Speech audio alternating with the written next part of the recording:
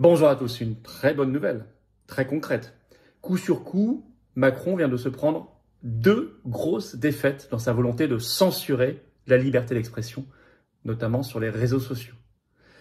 2 mauvaises nouvelles, 2 fiascos pour lui, très concrets, où il ne parvient pas à imposer ses projets. Mais attention, ces projets sont raccrochés à la volonté de l'Union européenne de censurer, car vous savez que l'Union européenne est l'ennemi de la liberté d'expression. C'est de plus en plus visible. Donc c'est aussi une défaite de l'Union européenne, mais il faut rester dans le combat et très vigilant parce que elle guette, elle est toujours là, et Macron aussi. Macron 0, liberté 1. Ça fait plaisir parce que tous les jours, on n'a pas forcément des victoires. Et là, ça sert de se battre. Mais attention, vigilance. D'abord, le projet européen très défendu par Macron, Chat Control. Chat Control, on a fait déjà des vidéos, moi j'alerte depuis des mois, au début dans un grand désert, et puis maintenant tout le monde s'y met, tant mieux. Chat Control, allez voir les vidéos, c'est un règlement européen qui scanne vos messageries avant même que vous ayez envoyé des messages, pour vérifier qu'il n'y aurait pas soi-disant officiellement du contenu de pédocriminalité. Sauf qu'en réalité, ça amène à ouvrir tous vos courriers avant. Même Charlie Hebdo écrit le 14 octobre, le titre « Chat Control, un mouchard de l'Union européenne dans votre messagerie préférée ». Avec scan de toutes vos conversations, revient en gros pour le courrier papier comme si on ouvrait préventivement tous vos courriers avant qu'ils arrivent chez vous pour vérifier qu'il n'y a pas du contenu illégal dedans. Vous recevriez dans votre boîte aux lettres du courrier déjà ouvert par l'Union européenne, élu. Alors le nom officiel de ce règlement, c'est pas Chat Control. C'est CSAR comme Child Sexual Abuse Regulation. Donc c'est la régulation contre les abus sexuels contre les enfants. Ça, c'est le nom officiel. On va voir le problème tout de suite. On va lire un extrait de cet article, donc du 14 octobre. Présenté pour la première fois en mai 2022, sans avoir réussi à séduire depuis lors, le CSAR a pourtant un très bon argument pour lui. L'explosion de signalements concernant des contenus d'abus sur mineurs, 6000% de plus au cours de la dernière décennie selon la Commission européenne. Est-ce toutefois une raison suffisante pour espionner les messageries électroniques de plus de 400 millions d'Européens? D'autant que la technique utilisée, baptisée Client-Side Scanning, est bien loin de faire l'unanimité auprès des chercheurs qui craignent de nombreux faux positifs. Parce que non seulement c'est attentatoire aux libertés et à la vie privée, mais en plus il y a des faux positifs. Donc on peut vous créer des problèmes pour rien. BFM TV écrit le 13 octobre. Alors d'abord, on va regarder l'Express le 14 octobre qui explique que grâce à la lutte, il y a échec pour l'instant de Chat Control. Je vais vous citer un extrait de l'Express. On ira voir BFM ensuite. La lutte des opposants à Chat Control semble fonctionner, écrit l'Express. Un vote du Conseil européen à ce sujet, qui était à l'origine prévu le 14 octobre.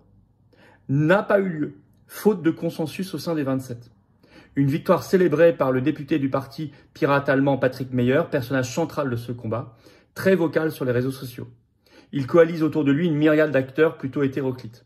D'abord, 800 scientifiques et chercheurs du continent, en France notamment du CNRS et de l'INRIA, auteurs d'une récente lettre ouverte sur Chat Control. Il ne fait aucun doute que cette proposition sape complètement les mesures de sécurité et de protection de la vie privée, critique-t-il.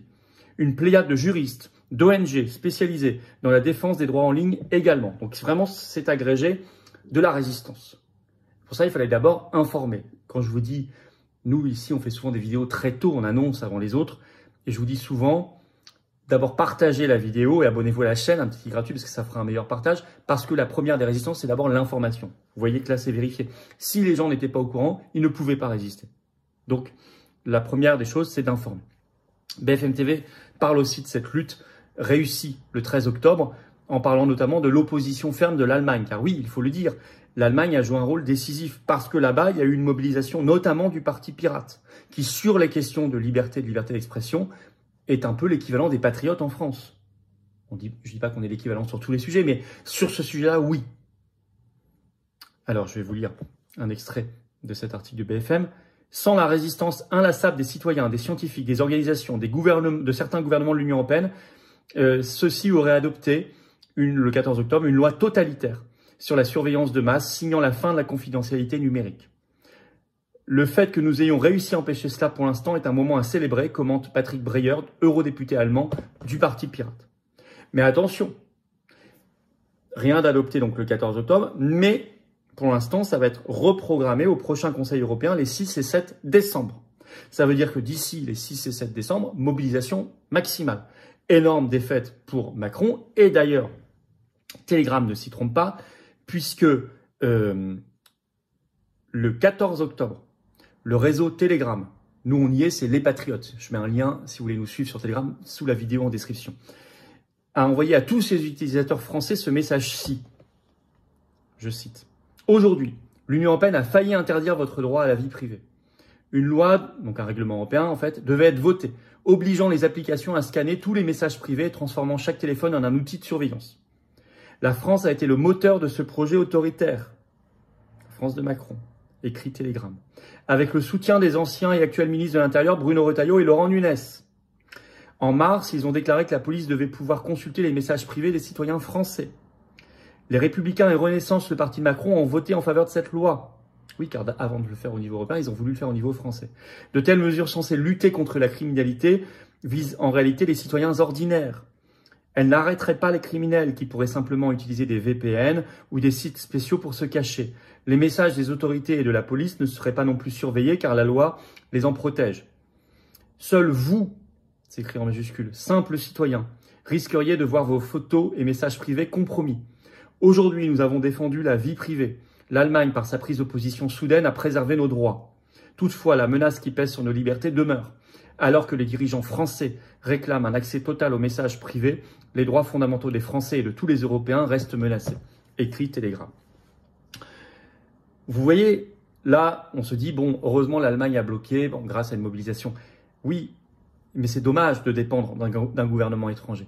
Ça n'est le cas que parce qu'il y a un droit supranational. Si nous avions nos propres lois, c'est nous, le peuple français, qui pourrions décider. Vous voyez l'intérêt du Frexit de sortir de l'Union européenne, c'est que c'est en même temps se battre pour notre souveraineté, c'est en même temps se battre pour notre liberté. Nos libertés, et notamment la liberté d'expression. Mais il n'y a pas que ça comme défaite de Macron et comme victoire pour nous. Transitoire, attention, j'ai dit mobilisation d'ici le 6 et 7 décembre. C'est que le réseau Rumble revient en France, ça y est, il est revenu. Alors Rumble, c'est une plateforme de partage de vidéos, un peu comme YouTube, mais plus libre. Et qui avait quitté la France depuis 3 ans. Et ça y est, ce 14 octobre, communication officielle de Rumble, je vais vous citer. Donc elle a fait un communiqué. La plateforme de partage de vidéos et fournisseur de services cloud a annoncé aujourd'hui que sa plateforme donc Rumble, était à nouveau entièrement accessible en France.